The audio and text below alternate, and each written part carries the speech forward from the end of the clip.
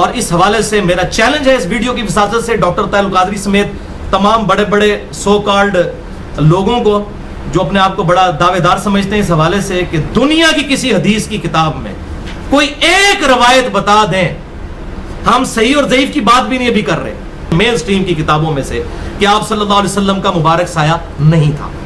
اور بھائیو یہ تو اتنا بڑا معجزہ ہوتا کہ یہ سینکڑوں صحابہ رپورٹ کرتے، کیونکہ باقی معجزات تو آپ کے کبھی کبھی نظر آئے نا.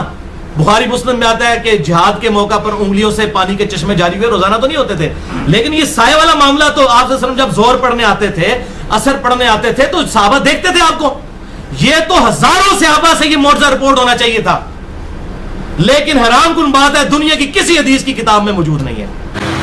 صحابہ کرام، تابعین، تبع تابعین کرام، صوفیاء، علماء اور محدثین سب کا اس بات پر اتفاق ہے کہ رسول کریم صلی اللہ علیہ وسلم کا سایہ نہیں تھا، نہ سورج کی روشنی میں، نہ چاند کی چمک میں، اور نہ ہی چراغوں کی روشنی میں. اور اگر کوئی قرآن و سنت کی غلط تشریحات کرتا ہے اور ضعیف احادیث بیان کر کے رسول کریم صلی اللہ علیہ وسلم کا سایہ ثابت کرنے کی کوشش کرتا ہے تو اس کے بارے میں ہم کیا کہہ سکتے ہیں؟ اس سلسلہ میں دیکھیں، اگر کسی جسم کے آگے پیچھے دائیں بائیں اوپر نیچے اندر باہر نور ہی نور ہو تو وہ جسم تو موجود ہوگا مگر اس کا سایہ نہیں ہوگا. امام نصفی رحمت اللہ علیہ فرماتے ہیں تفسیر مدارک کے اندر، حضرت عثمان غنی رضی اللہ تعالی عنہ آپ کا قول ہے کہ رسول کریم صلی اللہ علیہ وسلم کی خدمت میں عرض کیا کہ بے شک اللہ نے رسول کریم صلی اللہ علیہ وسلم کا سایہ زمین پر نہیں پڑنے دیا، اس وجہ سے کہ کسی شخص کا پاؤں سرکار کے سائے پر نہ آ جائے. اسی طرح حضرت ابن عباس رضی اللہ تعالی عنہ کا قول ہے، روایت ہے آپ سے کہ رسول کریم صلی اللہ علیہ وسلم کا سایہ نہیں تھا.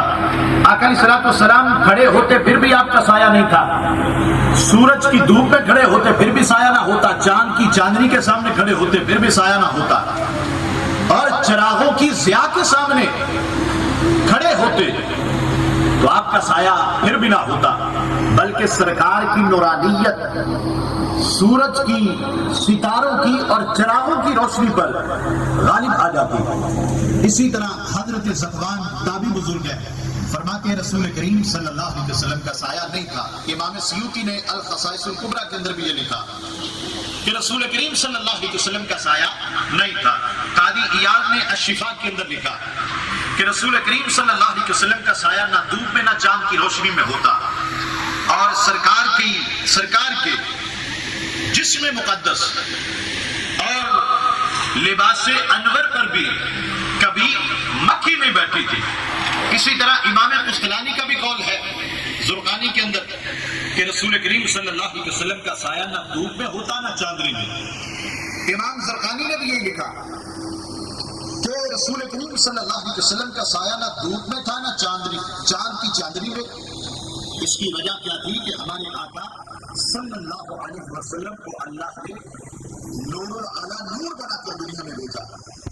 اسی طرح امام ابن حجر مکی رحمۃ اللہ علیہ آپ کا بھی قول ہے کہ رسول کریم صلی اللہ علیہ وسلم کو اللہ نے تمام جسمانی کثافتوں سے خالص کر کے خالصتاً نور کر دیا تھا. تو اسی وجہ سے رسول کریم صلی اللہ علیہ وسلم کا سایہ نہیں تھا.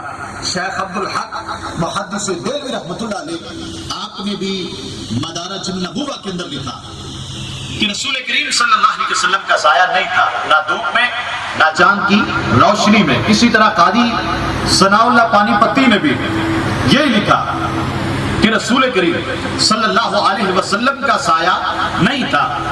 اسی طرح رشید احمد گنگوئی نے اور اشرف علی تھانوی نے بھی یہی لکھا کہ رسول کریم صلی اللہ علیہ وسلم کا سایہ نہیں تھا.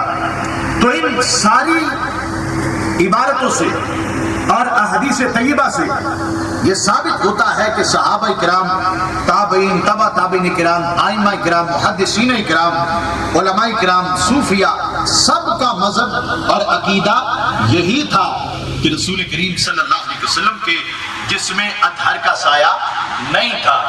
لہذا آج اگر کوئی سایہ تلاش کرتا ہے تو اس کی بد نصیبی ہے. کیسے کہوں، کیا کہوں، میری سرکار کیسے ہے، والضحیٰ کے چہرے والے ہے، واللیل کی زلفوں والے ہے.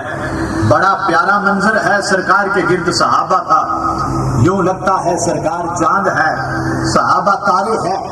اور میرے نبی کو اپنے جیسا کہنے والوں آنکھیں کھول کے دیکھو، سرکار کی شان پاک میں قرآن کے 30 پارے.